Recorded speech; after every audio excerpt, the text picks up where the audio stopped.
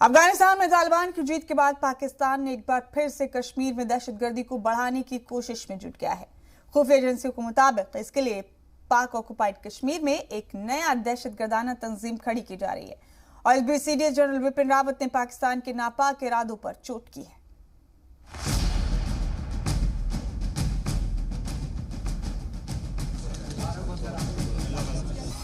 अफगानिस्तान में तालिबान की जीत ने आतंकिस्तान को नया मकसद दे दिया है। ये तो दुनिया जानती है कि पाकिस्तानी फौज ने तालिबान की मदद की और अब जबकि अफगानिस्तान में तालिबान इख्तिदार पर काबिज हो गया है, तो पाकिस्तानी फौज कश्मीर में अपनी नापाक सरगर्मियों को बढ़ाने में जुट गई। पाकिस्तान फिर से जम्मू कश्मीर में दहशत की आग सुलगाने में लगा है। खुफिया एजेंसियों के मुताबिक जम्मू कश्मीर में दहशतगर्दी को फरोग देने के लिए सीमा पार साजिश रची जा रही है। POK में एक नई दहशतगर्दाना तंजीम खड़ी की जा रही है और इसका नाम है कश्मीर जिंदाबाद फोर्स। इस तंजीम का मुखिया तैयब फारूकी नाम को बनाया गया है। तैयब फारूकी के ISI का अफसर होने का शक है और उसे खास तौर पर जम्मू कश्मीर में दहशतगर्दी को दोबारा जिंदा करने का जिम्मा दिया गया है। नई दहशतगर्दाना तंजीम में ज्यादा से ज्यादा पाकिस्तानी दहशतगर्दों की भर्ती की तैयारी की जा रही है। नई दहशतगर्दाना तंजीम को खास तौर पर जम्मू के राजौरी इलाके में वारदातों को अंजाम देने के अहकामात दिए गए। दरअसल राजौरी LOC से सटा हुआ इलाका है और पहाड़ियों से घिरा हुआ है। यहाँ वारदात करने के बाद दहशतगर्दों के लिए छिपना आसान होता है, लेकिन ऐसा नहीं है कि भारत पाकिस्तान के मंशा से वाकिफ नहीं है। Chief of defence staff general Vipin Rawat ने कहा है कि पाकिस्तान जम्मू कश्मीर में धोखे की जंग जारी रखेगा। जनरल रावत ने कौमी सिक्योरिटी के चैलेंजेस और चीन के जारहाना रवैये से निपटने के लिए जदीद तकनीक के इस्तेमाल की जरूरत भी बताई। उन्होंने कहा कि हमें हर हालात के लिए तैयार रहना होगा। उन्होंने कहा कि अफगानिस्तान में हालात मजीद बिगड़ने का अंदेशा है। Only time will tell. Let us wait and watch whether everything is moving the way people thought they will move. Nobody ever thought the Taliban will take over the country so fast. What is going to happen in the future? जाहिर है अफगानिस्तान पर तालिबान के कब्जे के साथ ही भारत के लिए challenges बढ़ गए हैं। पाकिस्तान और चीन की तालिबान से करीबी ने हालात को भारत के लिए और भी ज्यादा चैलेंजिंग बना दिया है। लिहाजा भारतीय फौज पूरी तरह अलर्ट है। कश्मीर से लेकर बॉर्डर तक दहशतगर्दों को करारा जवाब मिलेगा। ब्यूरो रिपोर्ट, जी मीडिया। इस बीच आप बता दें कि UNHRC में भारत ने कश्मीर के मुद्दे पर IOC की मजम्मत करते हुए कहा कि उसे पाकिस्तान जैसे नाकाम मुल्क से सीखने की जरूरत नहीं है। 1 मिनट में खबर तफसील से देखिए।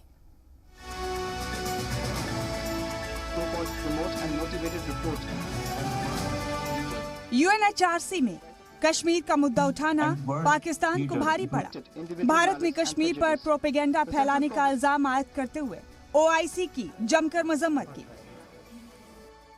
Pakistan has failed to protect the rights of its minorities, including Sikhs, Hindus, Christians, and Ahmadiyya. India does not need lessons from a failed state like Pakistan, which is the epicenter of terrorism and worst abuser of human rights. आपको बता दें कि हाल ही में पाकिस्तान के वजीर खारजा शाह महमूद कुरैशी ने एक dossier जारी कर भारत पर कश्मीर में इंसानी हुकूक की खिलाफ वर्जी करने का इल्जाम आयद किया था। साथ ही पाकिस्तान के वजीर खारजा ने इल्जाम लगाया था कि भारत ISIS के दहशतगर्दों को ट्रेनिंग दे रहा है। ब्यूरो रिपोर्ट, जी मीडिया। और आगे बढ़ते आप बता दें कि किश्तवाड़ पुलिस को बड़ी कामयाबी हासिल हुई है। पिछले 12 सालों से उनकी गिरफ्तारी से बच रहे साबिक दहशतगर्द को आखिरकार गिरफ्तार कर लिया गया है। गिरफ्तार करने के बाद मुलजिम को कोर्ट में पेश किया गया, जिसके बाद कोर्ट ने उसे पूछगिछ के लिए जुडिशियल कस्टडी में भेज दिया। पुलिस से मिली जानकारी के मुताबिक आज से तकरीबन 12 साल पहले साबिक दहशतगर्द नजीर अहमद पर कत्ल की कोशिश करने का मामला दर्ज था।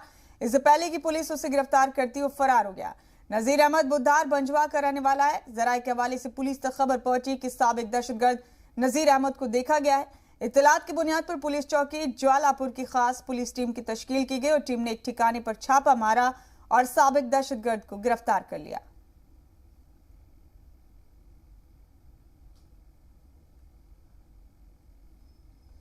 और बडगाम के चाडूरा एसओजी कैंप को दहशतगर्दों ने निशाना बनाकर ग्रेनेड हमला किया, लेकिन दहशतगर्द इस साजिश में नाकाम रहे। ग्रेनेड सड़क पर गिरकर नहीं फटा और हमले में किसी जानी या माली नुकसान की कोई खबर नहीं है। हमले के फौरन बाद बॉम्ब डिस्पोजल स्क्वाड ने मौके पर पहुंचकर ग्रेनेड को कब्जे में लिया। वाज़ेह हो कि पुलवामा में दहशतगर्दों ने मेन चौक पर तैनात हिफाजती दस्तों को निशाना बनाकर ग्रेनेड हमला किया था, जिसके जद में आने से 3 मकामी जख्मी हो गए थे, जिनको इलाज के लिए नजदीक के अस्पताल ले जाया गया। हमले के बाद इलाके में घेराबंदी कर फरार दहशतगर्दों की तलाश में मुहिम भी चलाई गई।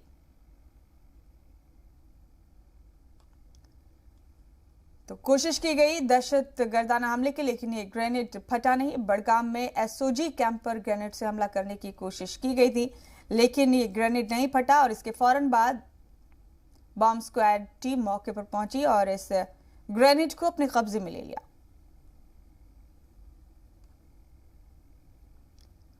बडगाम में एसओजी कैंप पर यह हमला करने की साजिश की गई थी। और श्रीनगर में कश्मीर के आईजीपी विजय कुमार ने सहाफियों से बातचीत के दौरान कहा है कि शहर में चंद रोज पहले भी मिलिटेंट एक्टिव नहीं था, लेकिन अब 3 से 4 मिलिटेंट एक्टिव हैं। साथ ही 10 से 12 ओजीडब्ल्यू भी एक्टिव है। उन्होंने आगे कहा कि इन दहशतगर्दों को या तो गिरफ्तार कर लिया जाएगा या एनकाउंटर में मार गिराया जाएगा। आप बता दें कि आईजीपी विजय कुमार श्रीनगर के पोलो ग्राउंड में एक ताइक्वांडो चैंपियनशिप में शिरकत करने पहुंचे थे, जहां उन्होंने खिलाड़ियों की हौसला अफजाई की और नौजवानों से अपील की कि जिनमें सलाहियत है वो खेल कूद में आगे आए।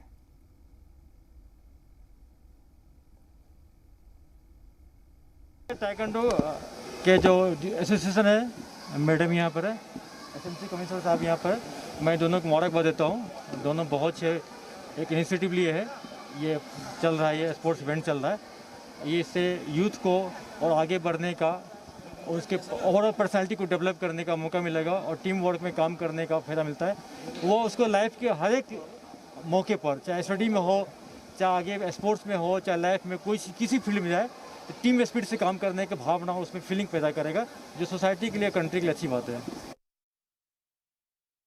लास्ट ईयर अगस्त में हम लोग बोले थे श्रीनगर में 0 टेररिस्ट है, ठीक है ना।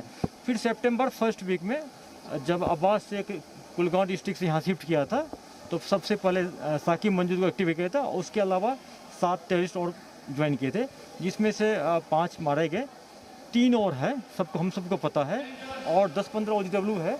तो उसके हम लोग पीछे काम कर रहे हैं, उसको भी जल्दी हम लोग या तो अरेस्ट कर लेंगे या इनकाउंटर में मारा जाएगा। इतने घबराने की बात नहीं है। एलजी मनोज सिन्हा ने दूर दराज के देही इलाकों में डिजिटल बैंकिंग और मालियाती खदमात को फरोग देने के लिए मिशन 1 ग्राम पंचायत और एक DIGIP पे सखी प्रोग्राम का इफ्तिताह किया। इब्तदाई मरहले में इसकी सहूलत यूटी के 2000 देही इलाकों में फराहम कराई जाएगी और इसके लिए सेल्फ हेल्प ग्रुप्स की 80 खवातीन को DG पर सखी के तौर पर मुंतखब किया गया है। इन मुंतखब DG पे सखियों में AEP तकसीम किया गया और इस मौके पर एलजी ने ज़राअत और पशु सखियों के 1 हफ्ते के तरबियाती प्रोग्राम का भी इफ्तिताह किया।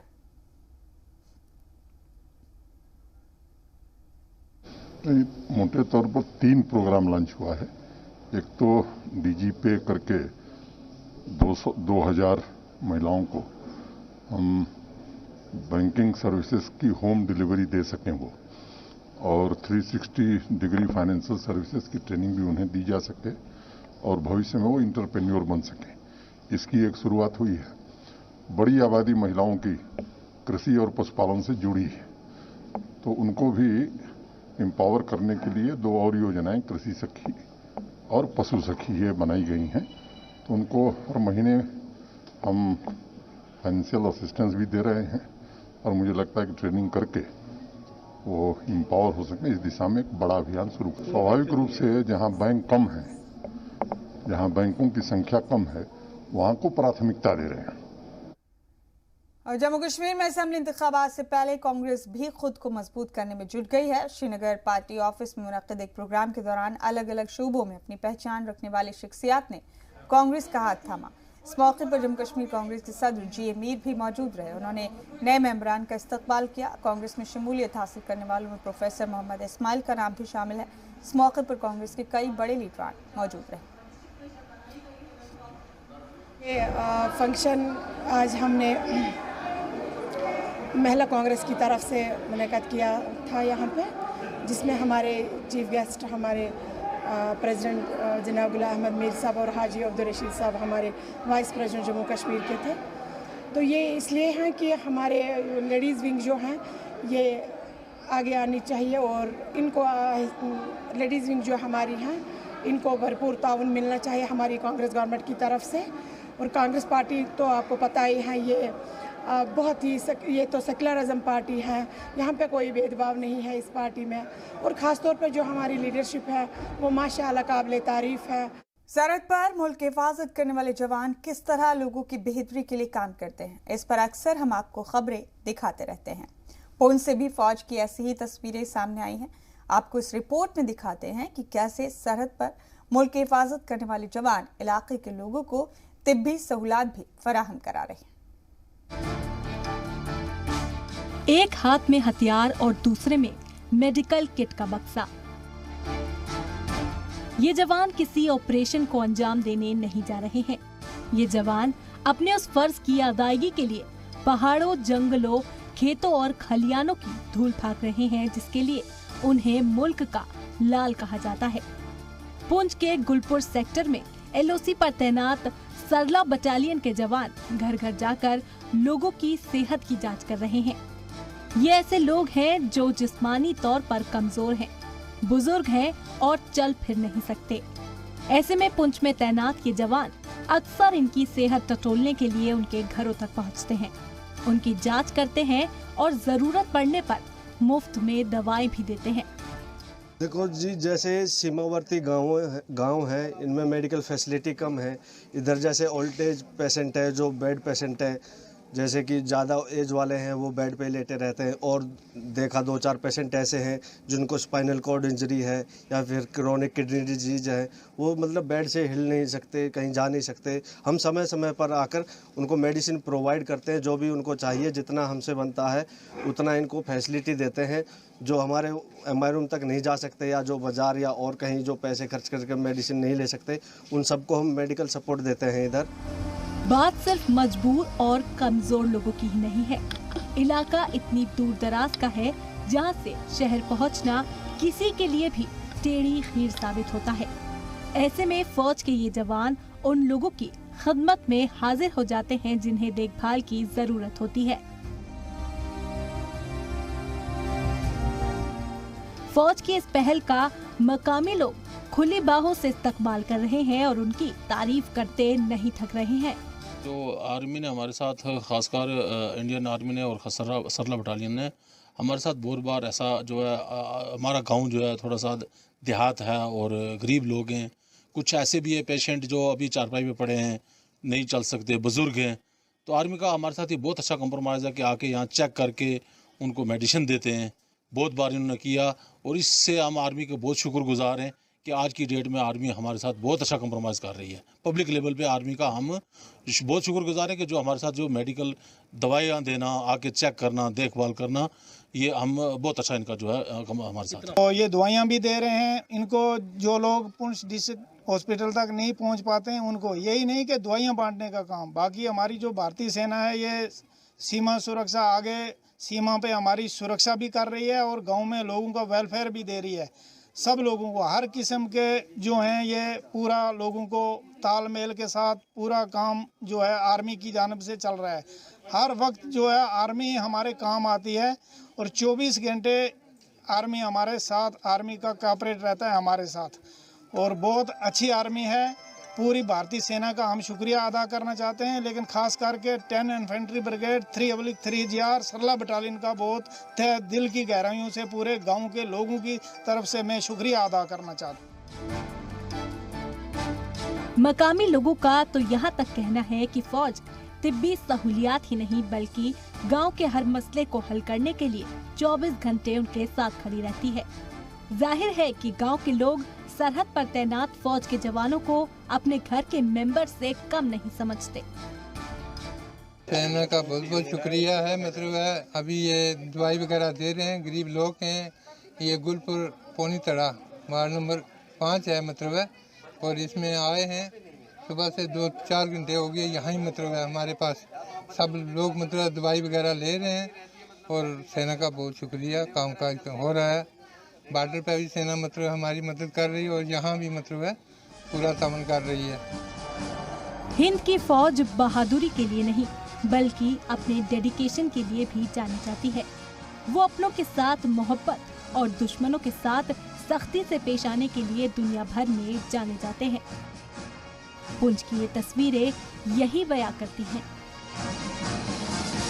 एक तरफ भारतीय सेना जहां दिन रात सीमाओं की रक्षा करती है, वहीं ऑपरेशन सद्भावना के तहत ऐसे कई प्रोग्राम चलाती है जिससे आवाम को फायदा मिल सके। वहीं पुंछ जिले की सीमा पर तैनात सरला बटालियन ने एक नई पहल की है। सरला बटालियन की तरफ से उनके डॉक्टर घर घर जाकर उन इलाकों में उन लोगों का इलाज करते हैं जो वहां से पुंछ शहर नहीं जा सकते। आपको बताते हैं कि पुंछ के ऐसे कई सीमावर्ती गांव हैं जहां पर मेडिकल फैसिलिटीज नहीं है। वहां पर सरला बटालियन के डॉक्टर और सेना के जवान घर घर जाकर उन लोगों को मेडिकल फैसिलिटीज दे रहे हैं। LOC से रमेश बाली, जी मीडिया।